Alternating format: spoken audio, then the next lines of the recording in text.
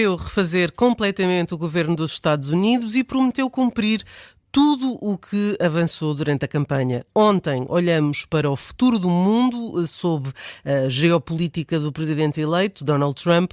Hoje olhamos para dentro. Cortes de bilhões na despesa pública com a ajuda de Elon Musk, por exemplo, é uma das iniciativas que Donald Trump prometeu pôr em prática, mas também a deportação em massa de 11 milhões de imigrantes sem documentos. Há deportação.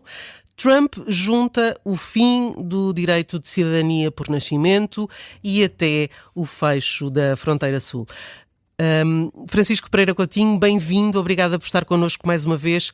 É uma transformação completa da política de imigração norte-americana? Pode entrar em conflito com os Estados? Olá, boa tarde. Sim, temos aqui de facto mudanças muito radicais, mas isto é o resultado desta eleição. Trump podia ter tentado ganhar uma eleição ao centro, mas não moderou em nada o seu discurso e, portanto, tem uma plataforma populista radical que se baseia num conjunto de propostas que me parecem bastante problemáticas no plano jurídico, também no plano moral. Mas agora, eu acho que a questão já não é tanto sobre isso, sobre esse tipo de questões, tem mais a ver com a capacidade que ele vai ter para as pôr em prática e, portanto, é isso que a partir de agora vamos discutir. E isso, eu devo-lhe dizer que vai ter aqui matéria para programas quase diários a partir de janeiro, porque especialmente nas primeiras semanas, se não meses, desta nova administração, ele vai tentar avançar com um conjunto de propostas bastante radicais e vamos ver até que ponto é que vai conseguir implementá-las, especialmente aquela que diz respeito à deportação de imigrantes ilegais, porque estamos a falar de 12 milhões de imigrantes ilegais, quando no passado o máximo que um presidente americano conseguiu deportar num ano, creio que foi Clinton, foi 1,5 milhão. E, portanto, ele vai ter que reformar a administração de alto a baixo e as questões nos tribunais vão se multiplicar. Estas medidas anti-imigração são execuíveis apenas com os poderes de presidente? O presidente pode avançar com a ordem de deportação, porque no fundo se trata de aplicar a lei. Portanto, estamos a falar de pessoas que estão ilegalmente nos Estados Unidos e, portanto, ele vai procurar deportar. Agora, o que é que nós sabemos? Por exemplo, em Portugal, nós também temos imigração irregular. Agora, deportar custa imenso dinheiro e é preciso ter a administração que execute aquilo que o presidente pretende fazer. E a questão que se vai colocar a vários níveis, porque, por outro lado, nós temos vários Estados, que são Estados democratas, que não concordam com estas políticas e, portanto, vamos ter cidades-santuário ou Estados-santuário que vão claramente procurar evitar que estas políticas sejam colocadas em prática e poderemos ter também alguma resistência na administração. Agora, o que é que se já está a falar? Em possíveis purgas dentro da administração. Aliás, o próprio Trump, umas semanas antes de acabar o seu primeiro mandato, procurou adotar legislação que permitiria despedir milhares de funcionários que não colaborassem com ordens dadas pelo Presidente, designadamente ordens muito problemáticas também no plano jurídico. E, portanto, adivinham-se tempos bastante conturbados se Trump avançar com estas políticas. Trump tem a Casa Branca e o Senado. Resta saber se conseguirá o Partido Republicano manter a maioria na Câmara dos Representantes. O sistema de checks and balance, ou seja, mecanismos de controle democrático, se podemos dizer assim, pode estar em causa? Vamos lá ver. Sim e não. O sistema americano é um sistema que se baseia numa separação de poderes bastante rígida, em que todos os poderes se controlam reciprocamente, inclusivamente o poder legislativo e o poder executivo. O que se vai passar, em princípio, é que vamos ter aqui um trifecta, portanto, um controlo por parte do Partido Republicano, quer do Poder Executivo, que ganhou agora as eleições presidenciais, quer das duas câmaras do Poder Legislativo, o que vai permitir ao Presidente avançar com a legislação e não vai ter que votar nenhum tipo de legislação. A diferença em relação ao primeiro mandato de Trump é que ele controla muito mais o Partido Republicano do que controlava no passado, e, portanto, os líderes republicanos, quer no Senado, quer na Câmara dos Representantes, são trumpistas, ou pelo menos, enfim, convertidos. E, portanto, ele vai ter muito mais facilidade em controlar o poder legislativo e isso é muito importante, especialmente a vantagem que ele conseguiu no Senado. Ele vai conseguir pelo menos 52, 53 senadores. Isso vai ser muito importante para as nomeações que vai fazer para cargos importantes na administração. Agora, nomeadamente, há agências que podem perder a sua independência, assim. Completamente, porque ele vai entrar num combate àquilo que ele chama o Deep State, portanto, o Estado que impediu que ele fizesse o que queria durante o primeiro mandato. Mas, dito, atenção, o sistema de checks and balances tem depois o poder judicial, que é independente nos Estados Unidos, e isso ele não controla. É verdade que neste momento temos um Supremo Tribunal com juízes muito conservadores, mas eles são independentes. E, portanto, se estivermos a discutir questões como a questão do aborto ou outros tipos de questões como a questão das imunidades dos presidentes, eles podem ter decisões que são mais favoráveis à plataforma conservadora republicana, mas isso não significa que eles não controlem o poder executivo. Os tribunais vão continuar a controlar o poder executivo, designadamente os juízes federais, que muitos deles foram designados por presidentes administrações democratas. E, portanto, vamos ter, aliás, muita litigância nos tribunais, designadamente em relação às ideias mais radicais de Donald Trump. E em relação aos vários processos federais de que Donald Trump é alvo? O que é que vai acontecer em relação a isso? Ele vai perdoar-se a si próprio. Pois, sim.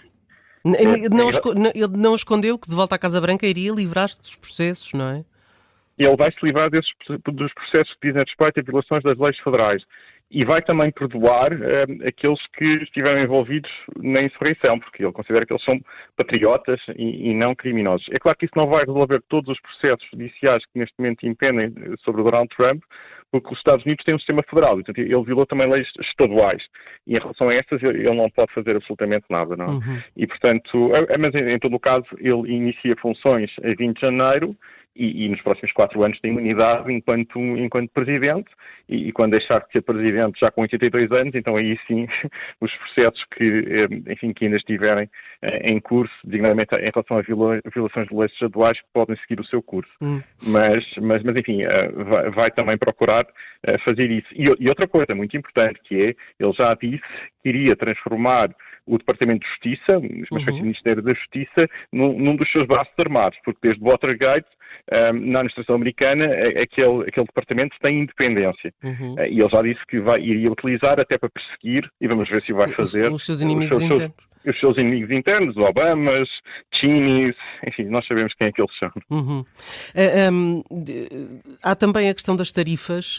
Donald Trump quer impor direitos alfandegários a todos os países, 10%, por exemplo, aos países europeus, mas especialmente em causa está a China. No primeiro mandato, Trump fez o mesmo e correu mal para o próprio Estados Unidos. Pois eu não sou economista, mas, enfim, aparentemente a teoria económica diz-nos que se eu vou impor tarifas fala-se 10% a 20%, e ele pode fazê-lo e vai precisar também do Congresso, e muito provavelmente o Congresso vai autorizá-lo a fazê-lo, e isto vai ter consequências sobre aquilo que ele pretende combater, que é designadamente a inflação, e depois vai em princípio, dar lugar a uma guerra comercial, quer com a China, quer com a Europa, porque se ele vai impor tarifas alfandegárias a bens exportados pelos europeus, a Europa vai retaliar impondo tarifas alfandegárias. Isto depois vai ter consequências sobre o preço dos bens, não só na Europa, como também nos Estados Unidos, e pode ter também consequências sobre empresas que exportam, designadamente. Isso evidentemente, vai ser um enorme problema. Para além de que os problemas, já há bocado não fiz referência, económicos, que advêm da circunstância de combater a imigração nestes termos, porque isto vai levar a um problema no mercado de trabalho, porque estas pessoas que imigram para os Estados Unidos, numa economia que ainda por cima está a crescer, precisa de pessoas para trabalhar em determinado tipo de funções que os próprios americanos não estão muito interessados em fazer. E, portanto, isto pode criar problemas a vários níveis. Agora, ele fez esta promessa e insistiu nela todos os dias, não é? Que iria aumentar tarifas, e as tarifas são importantes porquê? Porque no seu plano económico ele pretende reduzir reduzir impostos e essa diminuição da receita fiscal seria compensada com as tarifas que ele ia cobrar um pouco por todo o mundo, porque acha que o mundo está a aproveitar dos Estados Unidos. Vamos ver como é que isto corre. Mesmo em relação, só para terminar, mesmo em relação à deportação, há a questão de todos terem que ser presentes a juiz antes de serem deportados. Isto do ponto de vista da administração deste processo de deportação, estamos a falar de 11, 12 milhões, estamos a falar de algo com uma magnitude que os mais próximos já disseram que não sabem como é que vai ser organizado.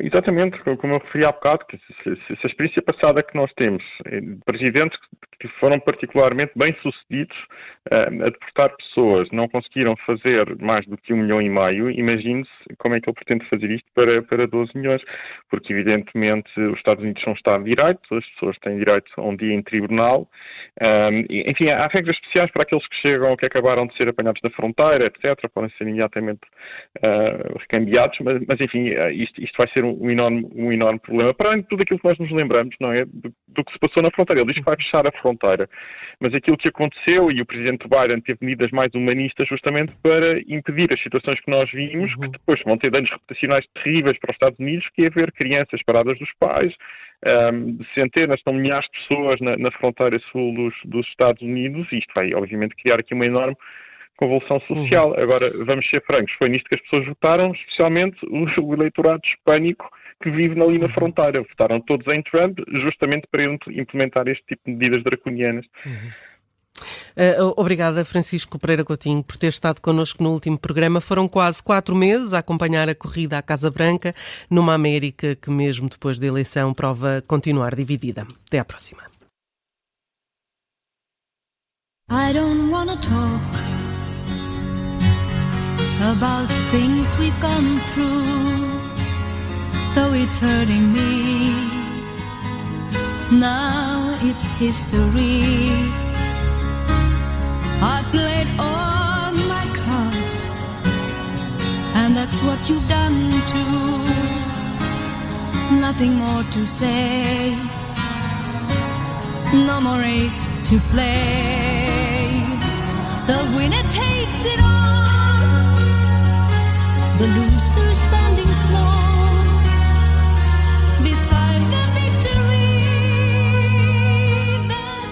Se se confirmarem as conquistas da Casa Branca e do Senado, fica por saber se o Partido Republicano também vai conseguir manter a atual maioria na Câmara dos Representantes e, se for o caso, Trump conseguirá controlar os 3 poderes. E isso fez-nos lembrar esta música e por isso acabamos o programa com The Winner Takes It All, do ABBA.